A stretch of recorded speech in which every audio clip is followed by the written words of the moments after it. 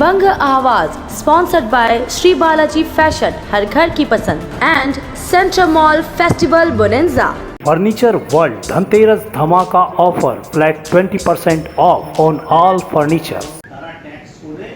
आसनसोल नगर निगम के मेयर विधान उपाध्याय की अध्यक्षता में टैक्स वसूली को लेकर एक बैठक की गई। बैठक के बाद पत्रकारों को संबोधित करते हुए विधान उपाध्याय ने कहा कि निगम क्षेत्र के विकास के लिए टैक्स वसूली बहुत जरूरी है। निगम क्षेत्र में कुल 127 करोड़ रुपए टैक्स बकाया है। उसकी उगाही के लिए कुछ दुआरे शिविर भी लगाए जाएंगे। आसनसोल जनता से उन्होंने अनुरोध किया है कि सभी लोग समय पर अपना टैक्स दे, लोगों को टैक्स देने के लिए प्रोत्साहित किया जा सके। इस विषय पर चर्चा की गई। नगर निगम जनता के विकास कार्य को सुचारू रख सके, इसके लिए नगर निगम प्रयासरत है और शिविर लगाए जाएंगे। बैठक में घोषित उप मेयर वसीम उल हक, MMIC गुरदास चैटर्जी, पार्षद डॉक्टर देवाशीष सरकार, निगम के मुख्य कार्यकारी अभियंता उज्जवल साहा, हेड क्लर्क वीरेंद्र अधिकारी उपस्थित थे। स्टाफ मीटिंग ছিল আমাদের যে 10টা বড় আছে সব বড়তে ট্যাক্সের ট্যাক্স ডিপার্টমেন্ট নিয়ে কি পজিশন আছে কি না আছে সবটাই জানা হলো। ট্যাক্সের পজিশন খারাপ কেন, মানুষ কেন ট্যাক্স দিতে আসছে না, কি কারণ, এসবগুলো জানার জন্য মিটিংটা হচ্ছে।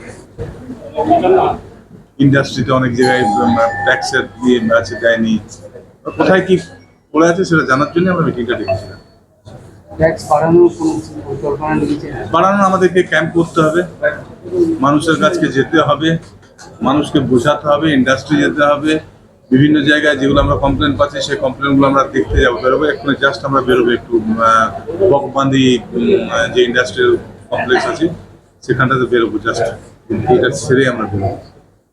আমরা চাইছি মানুষ যাতে যেটা গভর্নমেন্টের যেটা আছে ট্যাক্স যেটা আছে সেই ট্যাক্সগুলো যাতে কর্পোরেশনকে ঠিক মতো সময়ে দেয়, সেটা আপনাদের চ্যানেলের মাধ্যমে আমি আসানসোল কর্পোরেশনের সমস্ত মানুষ, সমস্ত নাগরিককে অনুরোধ রাখছি।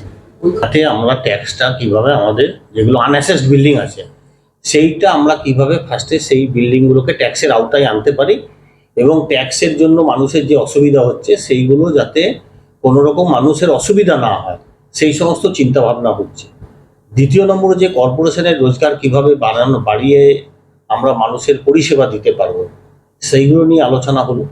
তৃতীয় নম্বর হচ্ছে বিল্ডিং প্ল্যানের যে অসুবিধা রয়েছে এবং মানুষকে এত ঘোরাঘুরির মধ্যেখান দিয়ে যে বিল্ডিং প্ল্যানের পেতে হচ্ছে, যার জন্য বিল্ডিং প্ল্যানে খুব অসুবিধা হচ্ছে মানুষের ঘর করার, তো সেইগুলোর ব্যাপারেও আমরা দৃষ্টিপাত করলাম। आसनसोल नगर निगम में सरकारी जमीन पर अतिक्रमण किए गए निर्माण तथा बिना प्लान पास करवाए बनाए गए मकानों पर अब नगर निगम की गाज गिरने वाली है। इस संबंध में मंगलवार को मेयर विधान उपाध्याय ने काली पहाड़ी के बागबंदी में बने निजी वेयरहाउस सहित बड़े बड़े रियल एस्टेट कंपनियों द्वारा बनाए गए रेसिडेंशियल प्रोजेक्ट्स का भी दौरा किया तथा मेयर विधान उपाध्याय ने उन्हें जमीन के प्लान से जुड़े कागजात दिखाने का निर्देश दिया। निरीक्षण के बाद मेयर विधान उपाध्याय ने बताया कि आसनसोल नगर निगम क्षेत्र में कई ऐसे वाणिज्य भवन गोदाम बनाए गए हैं जो बगैर नक्शा पास करवाए ही अवैध तरीके से बनाया गया है। वहीं कुछ लोग सरकारी जमीन पर कब्जा कर निर्माण करवा रहे हैं। उन्होंने कहा कि अब इन अवैध निर्माणों को तोड़ा जाएगा और अतिक्रमण किए गए जमीनों को खाली करवाया जाएगा। मंगलवार को हुए दौरे के संबंध में मेयर विधान उपाध्याय ने कहा कि बागबंदी इलाके के एक GDDS प्राइवेट लिमिटेड के गोदाम का निरीक्षण किया गया। यहाँ पर बिना प्लान पास करवाए अवैध निर्माण किया गया है। जल्द ही इसे तोड़ा जाएगा। नगर निगम किसी भी अवैध निर्माण या अतिक्रमण को बर्दाश्त नहीं करेगा। 6 মাস আমাদের হয়েছে, আমাদের কারণ কর্পোরেশনটাকে এবারে ঠিকঠাক করে একদম সুন্দরভাবে আইনানুগ চালাতে হবে। অনেক জায়গায় ভেস্টেড ল্যান্ড দখল করে রেখেছে, যেগুলো হয়তো কেউ হয়তো কিছু জমি কিনেছে তারপর ভেস্টেড গভর্নমেন্টের জমি দখল করে রেখেছে, কোথাও কিছু বেআইনিভাবে করেছে, যেগুলো করেছে সেগুলো সব আমরা ভাঙার পদ্ধতিতে যাচ্ছি। আসানসোল কর্পোরেশন আজকে এই যে কারখানাতে এলেন, এটা দেখলাম, পেপার জমা দিতে বললাম, পেপারগুলো কালকে জমা দেবে। জমা দেওয়ার পর যেটাই পারমিশন না থাকবে সেটা বন্ধ করে দেওয়া হবে। কোন কোন জায়গায় পরিদর্শন করলেন? এখন তো বকবান্দি করছি, বকবান্দিতে এটা করলাম, আর ওইখানে একটা কি রেসিডেন্সি আছে ওদেরকেও বলে এলাম, কারণ ওখানে এটা মানুষের জন্য, কারণ ওখানে যে ওরা করছে প্ল্যান পাস নেই, কিছু পাস নেই, জমিটা বিক্রি করে দিচ্ছে। এবারে যে জমিকে যে বাড়ি কেনার জন্য জমিটা নিচ্ছে সে তো ওখানে কর্পোরেশনের পারমিশন পাবে না বাড়ি করার জন্য, কারণ যে মেন প্লটটা করছে তারা তো করেনি।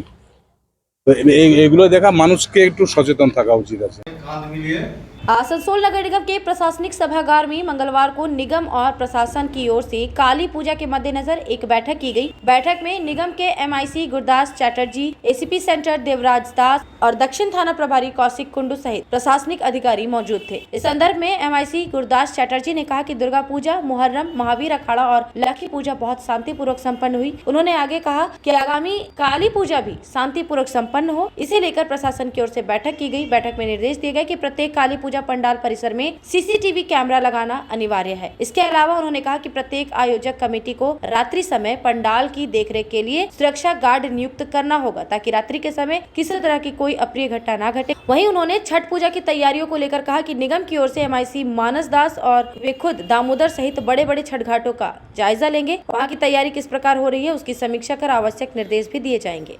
স্বাভাবিকভাবেই কালী পুজোতেও আমরা আশা রাখবো যে সুন্দর কালী পুজো শহরকে উপহার দেওয়া হবে বিভিন্ন প্যান্ডেলে।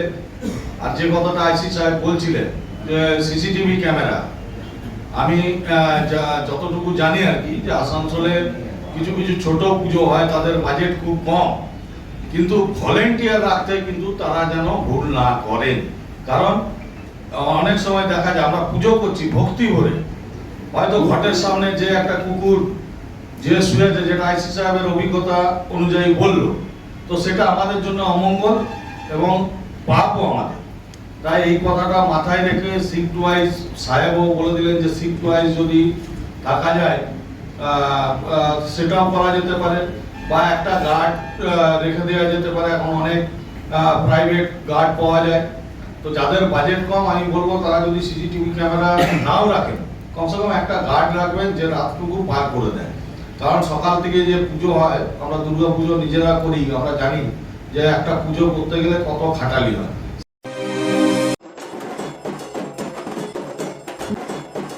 इस फेस्टिव सीजन सेंट्रल मॉल में चल रहा है फेस्टिवल बोनेंजा। शॉपिंग के साथ अट्रैक्टिव गिफ्ट्स पाने का मौका 10 सितंबर से 26 अक्टूबर तक मॉल के किसी भी शॉप से मिनिमम 500 रुपए की करें खरीदारी और पाएं एक लकी कूपन। इन लकी कूपन पर 26 अक्टूबर को होगा लकी ड्रॉ कॉन्टेस्ट, जिनमें से कुछ सिलेक्टेड लकी विनर्स को सेंट्रल मॉल की ओर से दिए जाएंगे अट्रैक्टिव प्राइजेस। साथ ही फर्स्ट प्राइज पाने वाले एक लकी विनर को सेंट्रल मॉल दे रहा है एक शानदार बजाज प्लैटिना बाइक। तो इस फेस्टिव सीजन उठाएं लाभ सेंट्रल मॉल के फेस्टिवल बोनेंजा का 10 सितंबर से 26 अक्टूबर तक।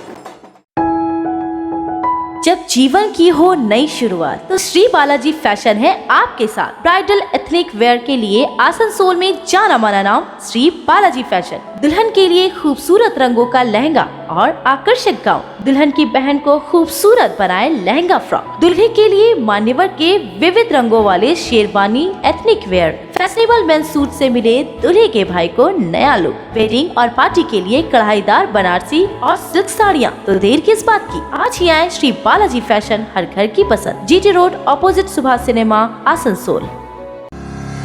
शिल्पांचल में एक्सक्लूसिव फर्नीचर का एक ही नाम, फर्नीचर वर्ल्ड, जहां देसी विदेशी हर तरह के फर्नीचर के एक से बढ़कर एक कलेक्शंस पाएं। और पूजा पर फर्नीचर वर्ल्ड में चल रहा है फेस्टिव ऑफर, हर खरीदारी पर पूरे 20% की धमाका छूट। जी हां, flat 20% off on all furniture. तो फिर पूरे घर को सजाएं फर्नीचर वर्ल्ड के नए डिजाइन वाले फर्नीचर से। फर्नीचर वर्ल्ड, फर्नीचर लवर्स की पहली पसंद, GT रोड अपोजिट शनि मंदिर, निरुद्दीन रोड, आसनसोल।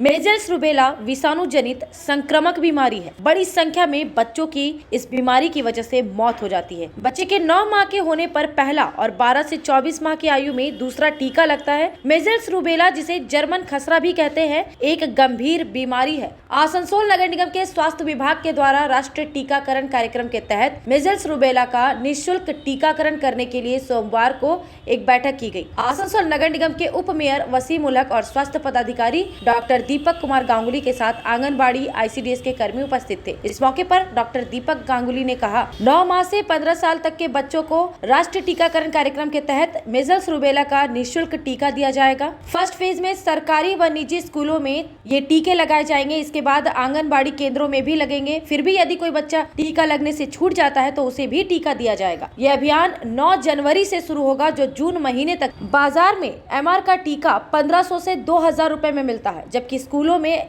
ये निःशुल्क दिया जाएगा। इससे न केवल बीमारी बल्कि बच्चों की मौतों पर भी नियंत्रण होगा। डॉक्टर गांगुली ने कहा कि इस अभियान को सफल बनाने के लिए माइक्रो प्लान बनाया गया है, जिस पर चर्चा करने के लिए आज बैठक की गई थी।